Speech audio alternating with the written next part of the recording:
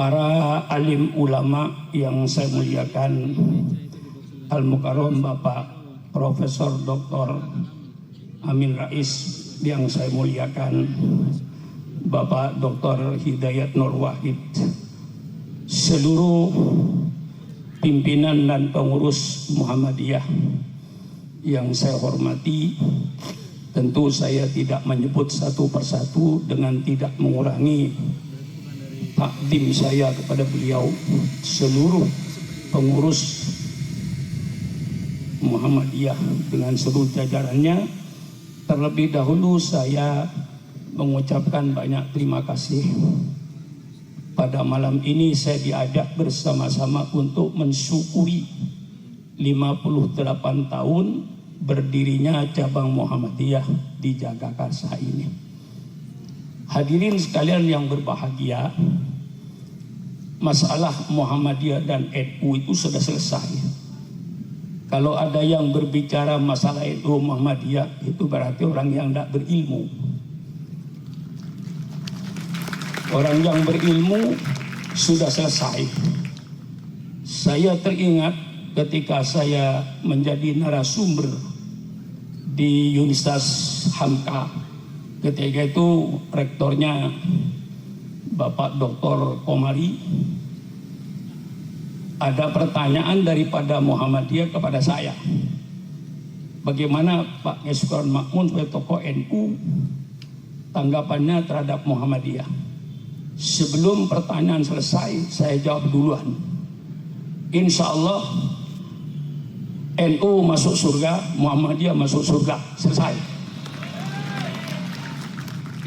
Karena perbedaan yang ada, kalau orang yang berilmu, perbedaan yang ada itu cuma perbedaan furu'iyah. Kita sudah paham. Muhammadiyah ketika 1 Syawal berpegang kepada hisab.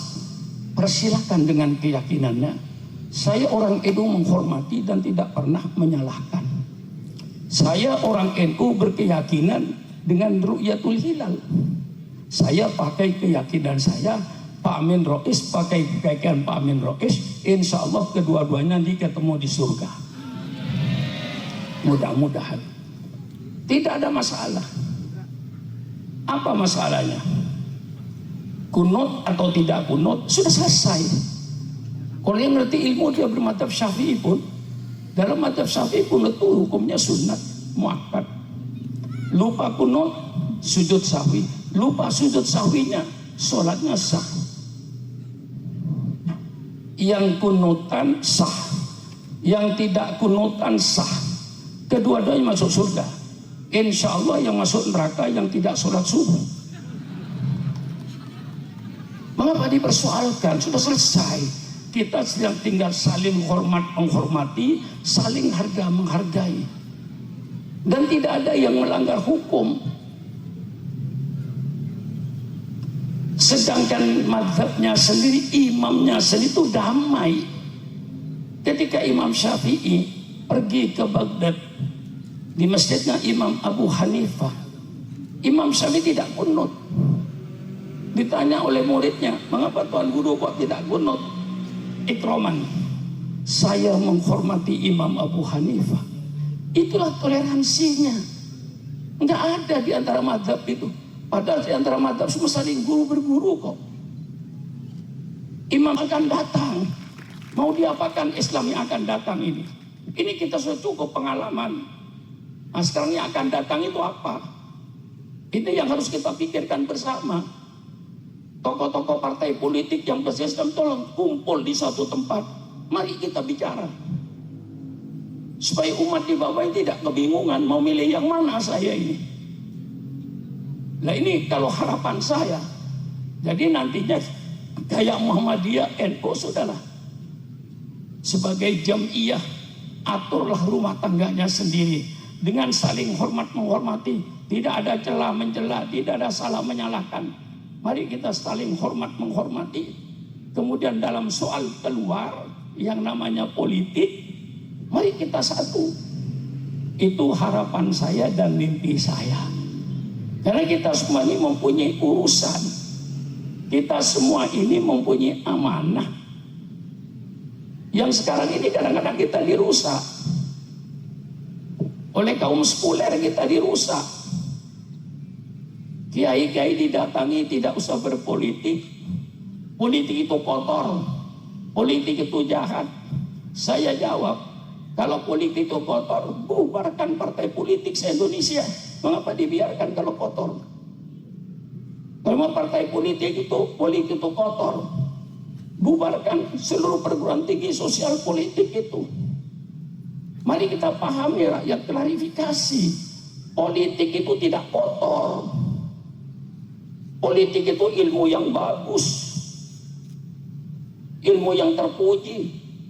Sebab definisinya ilmu politik itu ilmu yang mempelajari bagaimana cara mengatur suatu negara. Itu namanya ilmu politik. Jadi kalau kita mau mengatur negara, belajar ilmu politik. Dalam Islam, kitab-kitab politik itu banyak sekali. Sebagian saya tunjukkan. Al-Hakam As-Sultaniyah, Imam Mawardi. Al-Hakam As-Sultaniyah, Imam Abu Ja'la, Madhab Hambali. Fiqhus Siyasah, Imam Ibnu Taimiyah. Walaupun saya ada perbedaan dengan Mu'tamin dalam hal ini, kita ada persamaan. Fiqhud Daulah disusun oleh Profesor Dr. Kordowi. Masih banyak lagi sekarang ini buku-buku politik Islam. Ilmu politik itu ilmu yang mulia, karena ilmu politik ilmu yang mempunyai bagaimana cara ngatur negara. Pakai ilmu, namanya ilmu politik. Yang jahat itu bukan politik, yang jahat itu pelaku politik. Bedakan antara politik dan pelaku politik. Bedakan antara Islam dan orang Islam. Orang Islam yang nyolong sepeda motor ada, tapi kalau orang Islam itu rusak, tidak. Itu orang Islam. Ajaran Islam tidak mengajarkan nyolong. Yang rusak itu, yang jahat kadang-kadang pelaku politik. Siapa pelaku politik? Mulai wali kota, bupati, anggota DPR, mulai DPRD sampai DPR pusat, gubernur, presiden, menteri, pejabat tinggi negara, itu pelaku politik. Itu yang kadang-kadang yang tidak benar pelaku politik. Yang korupsi itu pelaku politik, bukan politik. Tidak ada politik korupsi. Yang korupsi pelaku politik. Yang namanya bupati korupsi pelaku politik. Yang namanya gubernur korupsi pelaku politik. Mengapa mereka itu korupsi? Mengapa mereka itu suap menyuap? Karena mereka itu tidak pakai konsep ekonomi Islam. Sekarang saya tawarkan kepada bangsa ini bahwa Islam itu politik. Tolong, kalau ada tokoh-tokoh yang menyatakan Islam tidak politik, datang ke Pondok Pesantren Nur Rahman. Ayo berdialog dengan saya. Saya kasih ayat-ayat satu keranjang tentang politik itu. Saya kasih hadis-hadis Rasulullah satu pikul. Kesel saya ini. Kita mendengar kata-kata daulah. Ya. Apa? Daulatun thayyibatun wa rabbun wafur, baldatun thayyibatun Quran. Baldatun thayyibatun wa rabbun wafur. Tentu ada syaratnya. Wa rabbun wafur itu negara yang kayak apa? Islam jelas. Wajib. Kalau kiai tidak mau berpolitik, berarti kiai sudah menyerahkan urusan umat kepada orang lain. Yang bikin DPRD, peraturan daerah siapa? Yang bikin undang-undang negara siapa? Nah kalau kita tidak mau, ya mereka yang bikin. Inilah saya tanamkan kembali dalam hukum Islam. Ya ini klarifikasi. Saya ini kewajiban saya Pak Profesor Amin Rais cuman menjalankan ayat Allah. Huwallazi arsala rasulahu bil huda wa dinil haq liyudhhirahu 'ala dini kullih. Itu jelas. Dialah Allah yang mengutuskan utusannya dengan apa? Bekalnya utus bil huda, dengan petunjuk Allah. Wa dinil haq, dengan agama yang benar. Kita semua harus liyudhirahu ala dini kulli. Kewajiban Syukron Makmun menawarkan kepada bangsa Indonesia tentang peradaban Islam. Wajib saya tawarkan. Ini peradaban Islam. Anda mau makai persilakan.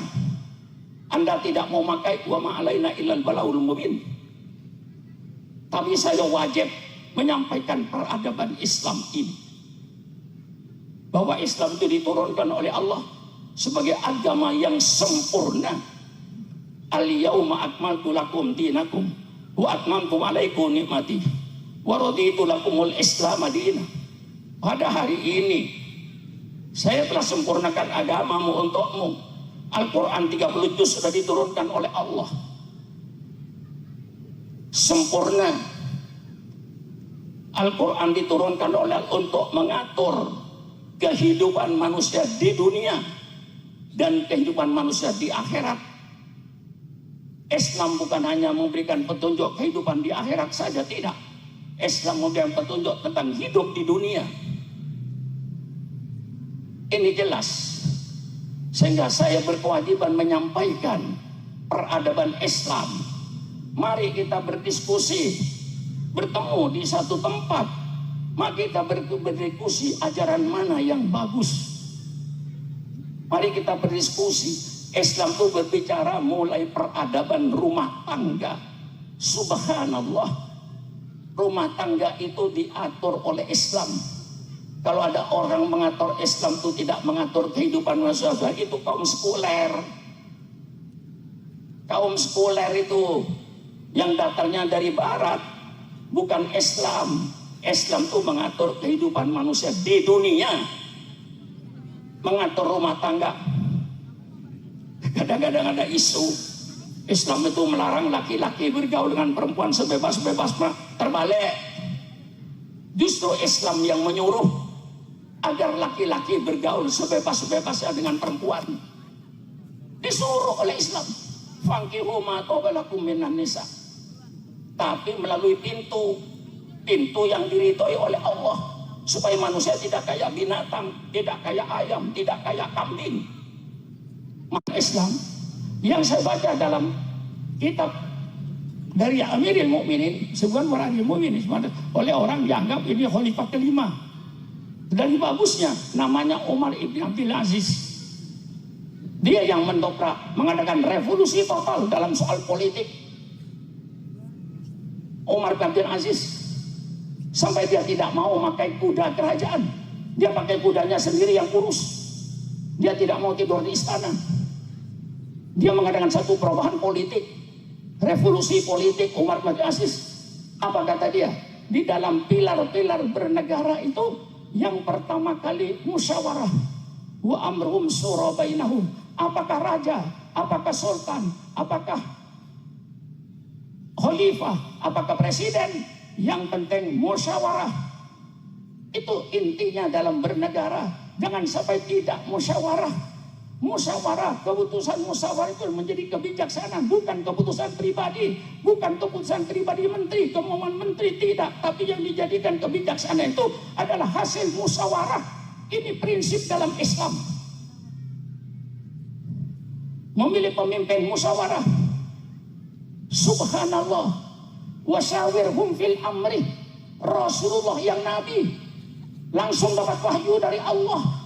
Tapi Allah ajarkan wasyawirhum fil amri. Wahai Muhammad, walaupun kau dapat wahyu dari saya, kau sebagai Rasul, kau Nabi, untuk pelajaran pada umatmu, wasyawirhum fil amri, engkau Muhammad bermusyawarah dengan sahabat-sahabatmu. Ini Islam. Mau jadi raja, mau jadi khalifah, mau jadi presiden, mau jadi apa lagi? Saya lupa. Sultan. Persilakan, itu hanya nama. Sultan, khalifah, presiden, raja, itu imamnya rakyat yang harus ditaati. Maka harus ada imam di dalam masyarakat ini, harus ada pemimpin. Tidak ada pemimpin berbahaya rakyat ini. Ini dalam Islam, maka wajib mendirikan negara aklan wa syar'an. Musyawarah itu termasuk pilar bernegara. Yang kedua, kata Umar bin Abdul Aziz, pilar bernegara itu amanah. Antu'atul amanati ila ahliha. Berikan jabatan-jabatan negara itu kepada ahlinya. Jangan sembarangan mengangkat ketua RT, jangan sembarangan mengangkat ketua RW, jangan sembarangan mengangkat kepala desa, jangan sembarangan mengangkat camat, jangan sembarangan mengangkat bupati, jangan sembarangan mengangkat gubernur, jangan sembarangan memilih presiden, jangan sembarangan meletakkan menteri, jangan sembarangan menjadi anggota DPR. Antu'addul amanah ila ahliha. Berikanlah jabatan-jabatan ini kepada orang yang profesional. Alangkah bagusnya Islam ini. Wa idza hakamtum nanas antakum bil adli. Yang ketiga, keadilan, bukan kedoliman. Keadilan yang harus ditegakkan. Pertama, musyawarah. Yang kedua, berikanlah jabatan-jabatan ini kepada orang yang profesional, yang tidak pengkhianat. Ini Islam, ini identitas Islam. Saya sampaikan kepada negara. Saya cinta sama Indonesia. Saya sampaikan pikiran saya ini kepada bangsa saya yang saya cintai, kepada NKRI yang saya cintai. Jangan sembarangan meletakkan manusia. Anzil nas manazilahum, kata Rasulullah. Letakkan manusia pada tempatnya. Jangan keliru menempatkan orang, jangan keliru menempatkan menteri, jangan keliru menempatkan pejabat. Ini Quran, bukan surat Ma'mun. Antu'addul amanati ila ahliha. Yang ketiga, wa idza hakamtum bainan nas antahkumu bil adli. Keadilan, bukan kedoliman. Sampai Quran memesan, la tajrimannakum sa'nu qaumin ala alla ta'dilu idilu huwa aqrabu littaqwa. Jangankan karena kebencianmu pada satu kelompok, kemudian mendorong engkau, kebencianmu mendorong engkau untuk berbuat tidak adil. Berbuat adillah kepada siapapun saja, kepada yang disenangi adil, kepada yang tidak disenangi adil, pada keluarga adil. Keadilan itu yang penting dalam suatu negara. Unsur negara yang termasuk penting, pilar negara ada satu, keadilan. Jangan ada kedoliman dalam negara ini. Siapa yang meletakkan masa depan hukum sama? Bukan profesor-profesor dari Amerika, bukan profesor-profesor dari Eropa, bukan profesor-profesor dari Jepang, dari Australia. Yang meletakkan manusia depan hukum ini junjungan kita Nabi besar Muhammad Sallallahu Alaihi Wasallam. Ketika seorang wanita dari golongan Al-Mahzumiyah nolong, tokoh-tokoh Quraisy bingung. Ini anaknya orang gede, ini anaknya orang besar. Masa mau dipotong tangannya? Diutuslah Zaid bin Thabit untuk menghadap Rasulullah. Usama bin Zaid, bukan Usama bin Zaid, Usama bin Zaid. Di antara Usama ini orang yang disenangi Rasulullah.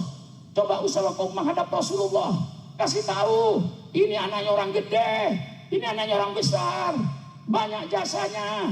Masa anaknya mau dipotong tangan? Menghadaplah Usama bin Zaid.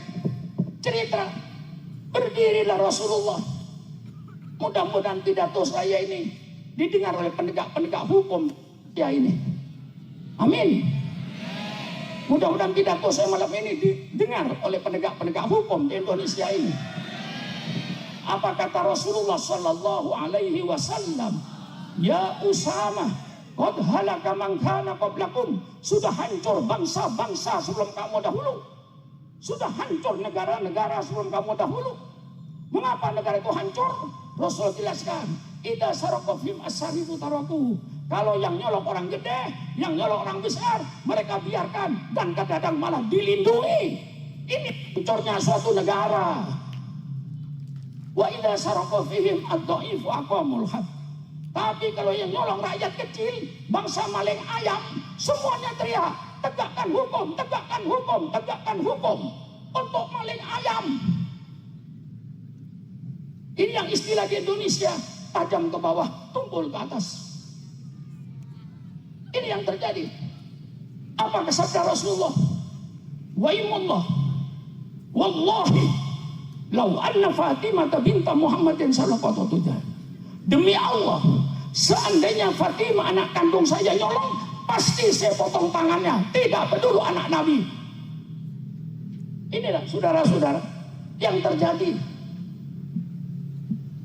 Maka keadilan, ini pilar yang saya baca tentang politik Islam. Yang terakhir, alladzina immakanu fil ardi aqamus shalah wa atuz zakah wa amaru bil ma'ruf wa nahaw 'anil munkar. Semua orang yang telah diberikan tempat oleh Allah, diberikan kedudukan oleh Allah, apakah ketua RT, apakah ketua RW, apakah lurah, apakah camat, apakah bupati dan seterusnya, orang-orang yang telah diberikan tempat oleh Allah, alladzina immakanu fil ardi aqamus shalah, tegakkan salat, keluarkan zakat, wa amaru bil ma'ruf wa nahaw 'anil munkar. Akan terjadi negara baldatun thayyibatun kalau RT-nya amar ma'ruf nahi mungkar, RW-nya amar ma'ruf nahi mungkar, lurahnya amar ma'ruf nahi mungkar, camatnya amar ma'ruf nahi mungkar, wali kotanya amar ma'ruf nahi mungkar, gubernurnya amar ma'ruf nahi mungkar, presidennya amar ma'ruf nahi mungkar, menterinya amar ma'ruf nahi mungkar, anggota DPR-nya semuanya amar ma'ruf nahi mungkar, baru Indonesia beres. Baru beres. Bagaimana kan beres? Polisinya ada Sambo. Mau beres negara?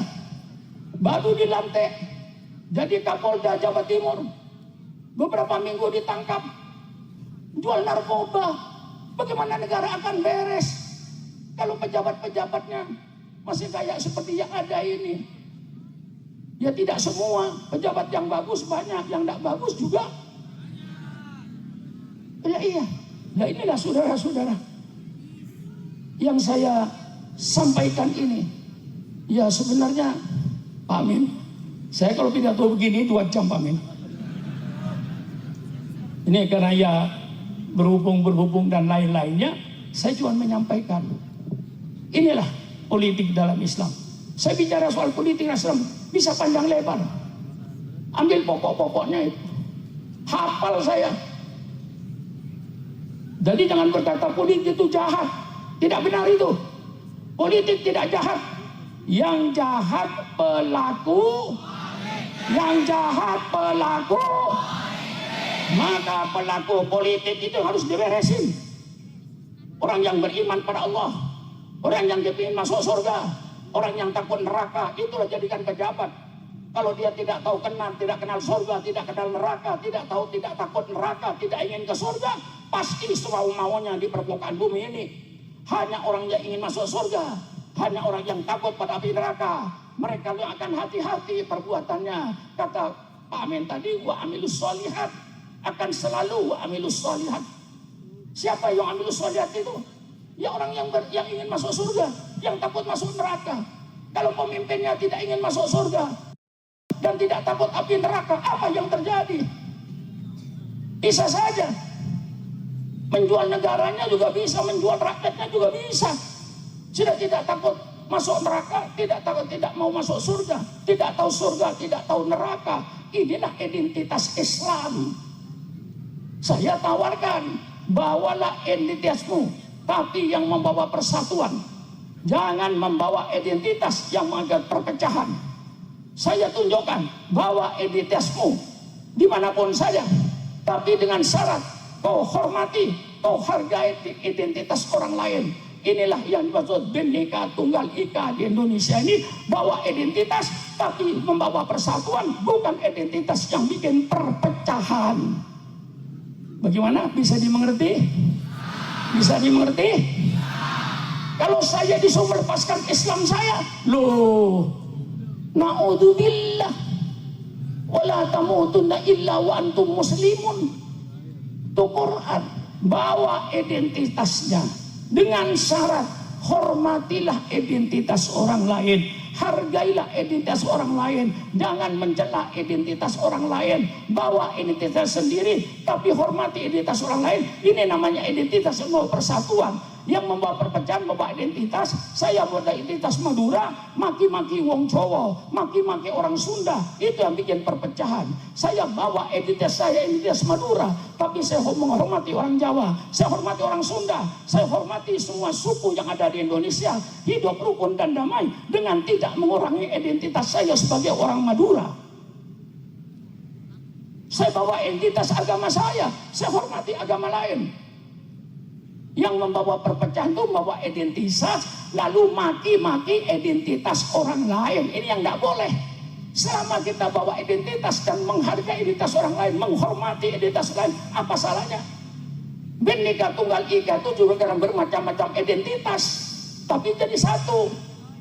Kalau identitas mau dihilangkan, hilangkan Bhinneka Tunggal Ika. Tegas saya.